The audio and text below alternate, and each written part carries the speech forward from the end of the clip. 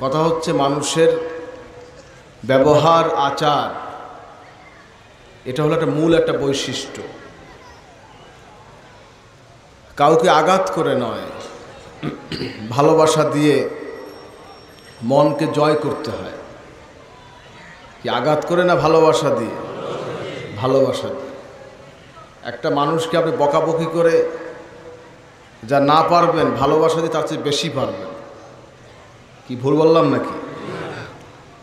হাজরিন, কোনো মানুষকে যদি কোনো মানুষ গালি দেয়, ফায়সা কথা বলে, তহমত দেয়, যে বলে তার উপরেই পড়ে।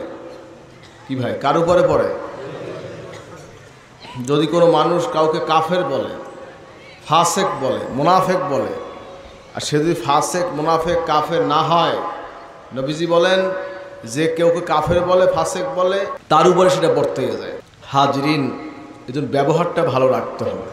কাউকে গালি দেওয়া যাবে না, তোহমত দেওয়া যাবে না। মহাব্বতের সহিত, ভালোবাসার সহিত মনকে জয় করতে হবে।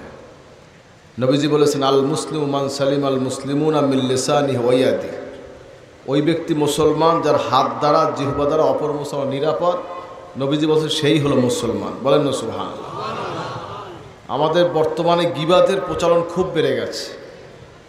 শুধু গীবাত আর গীবাত, শুধু শেকায়েত আর শেকায়েত। কি আছে কি নেই? কিবা আছে কি নেই? এতে কি হয় জানেন? নিজে যা ইবাদত করছেন, জিকির করেছেন, তওবা করেছেন, নামাজ পড়েছেন, রোজা রেখেছেন, হজ করেছেন, যাকাত দিয়েছেন, সব শেষ হয়ে যাচ্ছে। লাভ কি হচ্ছে বাবা? কি লাভ হচ্ছে? কি ভাই লাভ হচ্ছে? একটা পুকুর মাছ দিয়ে রাখছেন, এখন একটা ছিদ্র আছে, ছিদ্র দিয়ে কিন্তু সব বের হয়ে যাচ্ছে। কি ভাই, আর ছিদ্র না আটকাইলে কি মাছ রাখতে পারবেন? এ ভাই, রাখতে পারবেন? একটা মানুষের আমল নষ্ট করার জন্য একটাই ছিদ্র, সেটা হচ্ছে গীবাত, শেকায়েত। গীবাত, শেকায়েতের ছিদ্র যদি বন্ধ করতে পারেন, আমলটা ঠিক থাকবে।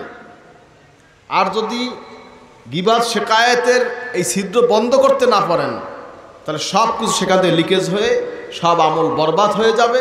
এবং সেই ছিদ্র দিয়ে যার গীবাত করেছেন তার গুনাহগুলো আপনার আমল নামায় আসবে।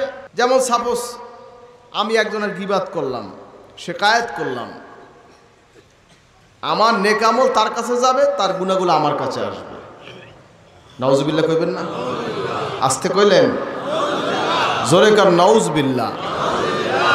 হাজরিন, এজন্য গীবাত থেকে যদি আমরা সতর্ক হইতে পারি, তাহলে আমাদের আমলটা ঠিক থাকবে। আর আমল যদি ঠিক থাকে, কিয়ামতের দিন আল্লাহ যদি কবুল করেন, ইনশাআল্লাহ নাজাতের ফয়সালা হয়ে যায়। বল আল্লাহুম্মা আমিন। আপনি জীবনে কোনো গুনাহ করেন নাই, সারা জীবন গুনাহ থেকে পরহেজ রয়েছেন, ভালো আমল করেছেন, নেক আমল করেছেন। কিয়ামতের দিন দেখবেন যে আপনার নেক আমলের পরিবর্তে শুধু গুনাহ আর গুনাহ। আপনি বলবেন আমি তো এই গুনাহগুলো করি নাই, তো আসছে কোত্থেকে? কোথার থেকে আসলো এই গুনাহগুলো? তখন আপনাকে স্মরণ করানো হবে, ওই যে তুমি যে গালি দিয়েছিলে একজনকে, শেকায়েত করেছো, গীবাত করেছো, তোমার আমল তার কাছে চলে গেছে, তার গুনাহগুলো তোমার কাছে চলে আসছে। নাউজুবিল্লাহ কইবেন না? হাজরিন, এজন্য গীবাত মুক্ত, শেকায়েত মুক্ত থাকতে হবে। মানুষকে আঘাত দিয়ে কথা বলবেন না। হাজরিন, নবীজি বলেছেন ওই ব্যক্তি মুসলমান যার হাত দ্বারা, জিহ্বা দ্বারা অপর মুসলমান নিরাপদ। আমাদের দেশে দেখবেন বহু রাজনীতিবিদ আছে, উঠলি শুধু গালিগালাজ। কি আছে কি নাই? উঠলি শুধু গালিগালাজ, মারামারি, হানাহানি, কাটাকাটি, এই তো চলছে সমাজ। অথচ নবীজি বলছেন ওই ব্যক্তি মুসলমান যার হাত দ্বারা, জিহ্বা দ্বারা অপর মুসলমান নিরাপদ, সে হলো মুসলমান। বলেন না সুবহানাল্লাহ। বাবা মুসলমান, দাদা মুসলমান, আমিও কি মুসলমান? কি ভাই, বাপদাদার সনদে কি মুসলমান হয়? কি বাপদাদার সনদে মুসলমান হয়? মুসলমান হলো ইমানে, আমলে।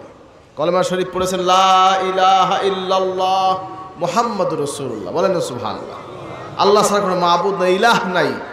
মুহাম্মদ সাল্লাল্লাহু আলাইহি ওয়াসাল্লাম আল্লাহ পাকের প্রিয় বান্দা এবং রাসূল। বলেন না সুবহানাল্লাহ। শুধু কলেমা পড়েছেন। হাজরিন, ইমানটা পরিপূর্ণতা কিভাবে আসবে?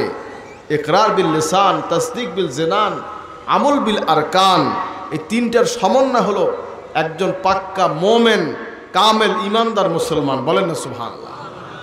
তো মুখে উচ্চারণ, অন্তরে বিশ্বাস, আমলে বাস্তবায়ন, এই তিনটার নাম হলো ইমান। বলেন না সুবহানাল্লাহ। বাপদাদার সনদে কিন্তু মুসলমান হয় না। মিরাসি সম্পত্তি পান, এটা ভিন্ন জিনিস। বাবার সম্পত্তির ওয়ারেস হয়, মায়ের সম্পত্তির ওয়ারেস হয়। ইমান আমলটা হলো ভিন্ন জিনিস। এটা হচ্ছে সম্পূর্ণ আপনার নিজের ব্যক্তিগত ব্যাপার। আপনি যদি ভুল করেন চিরজীবন ভুল হয়ে যাবে, আর আপনি যদি ভুল না করার চেষ্টা করেন, আপনি নিজেকে যদি কন্ট্রোল করেন, আপনি কন্ট্রোল হয়ে যাবেন ইনশাআল্লাহ। হাজরিন, এজন্য আমি সকলকে অনুরোধ করছি, হাতকে এবং জিহ্বাকে সংযত করেন। অনেক কথা, পারিবারিক অনেক দ্বন্দ্ব হয়, ঝগড়া হয়, বিবাদ হয়, কিন্তু ভাইয়ের নিন্দা ভাই করবেন না, বোনের নিন্দা ভাই করবেন না, ভাইয়ের নিন্দা বোন করবেন না। মোহাব্বত, ভালোবাসা রাখবেন। পরস্পর ভালোবাসার কারণে জীবনের গুনাহগুলো আল্লাহ মাফ করে দিবেন। হায়াতে বরকত হবে, রেজেকে বরকত হবে, মোহাব্বত পয়দা হবে। বলেন না সুবহানাল্লাহ। আপনার চেষ্টা আপনি চালিয়ে যাবেন। সিলাহাতুর রহিম জরুরি বিষয়, ইসলামের জরুরি একটা পার্ট। ঘরে ঘরে দেখবেন শুধু ঝগড়া, আপনি রক্ষা করার চেষ্টা করবেন। যদি সে আপনাকে সান না দেয়, সে দায়ী থাকবে। যেমন সাপোজ আমার সাথে একজন বিরোধ থাকতেই পারে না? আমার চেষ্টা কি থাকবে? স্বাভাবিক চলা। যদি সে অপরাধ করে, সে দায়ী থাকবে। কি ঠিক আছে? এটা খেয়াল রাখবেন।